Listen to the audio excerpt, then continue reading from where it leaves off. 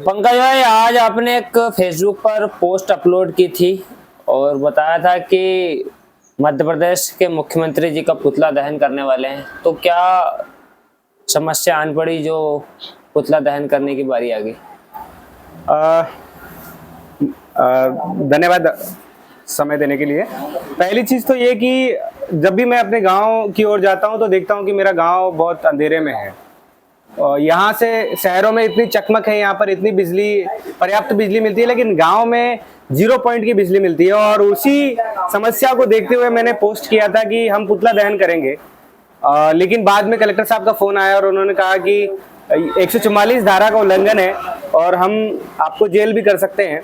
उसके बाद मैंने अपनी पोस्ट हटा ली थी और उन्होंने कहा भी था कि आप मुझे पर्सनली मिलिए, हम समस्या का निराकरण करेंगे।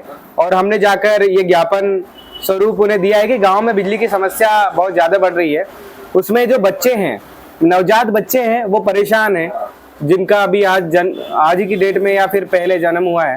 जो प्रसवित महिलाएं हैं, उनकी समस्या है, बुजुर्गों की समस्या है। अभी विद्यार्थी, पढ़ाई का समय चल रहा है, परीक्षाएं चल रही है, तो वो भी एक समस्या बनी हुई है।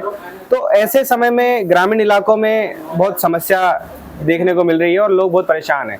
एक मजदूर जब अपने घर जाता है मजदूरी करके, तो उसको सुख चैन की नींद नसीब नहीं होती है। तो इसीलिए मैंने आवेदन दिया था और कलेक्टर साहब से बात हुई है, उन्होंने निराकरण करने की बात कही है। उसमें आपने लिखा है नीचे वाली लाइन में कि साहब जी, यदि बिजली न दे सके तो केरोसिन दे दीजिए, उसी में गुजारा कर लेंगे। तो इस प्रकार के बयान आपने लिखित में दिए। दरअसल ये लाइन मैंने इसलिए लिखी थी कि गांव का व्यक्ति बहुत ज्यादा परेशान है ना। पहले वो केरोसिन से चिमनी जलाकर ही गुजारा किया करता था।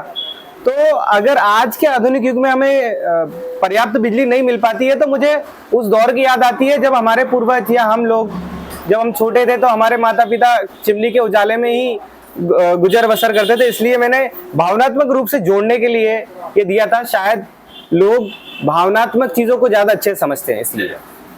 चलो ठीक। अभी फिर कलेक्टर साहब ने क्या बोला?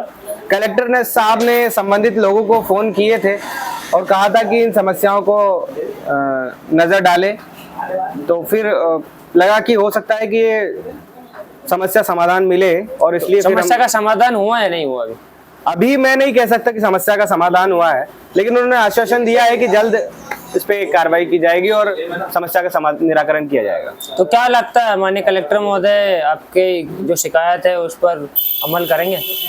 मुझे लगता तो है, क्योंकि गंभीरता से उसको देख रहे थे, पढ़ रहे थे, और उम्मीद है कि ऐसा होगा। नहीं होता है तो फिर अगला कदम जरूर उठाएंगे, कुछ ना कुछ। ठीक।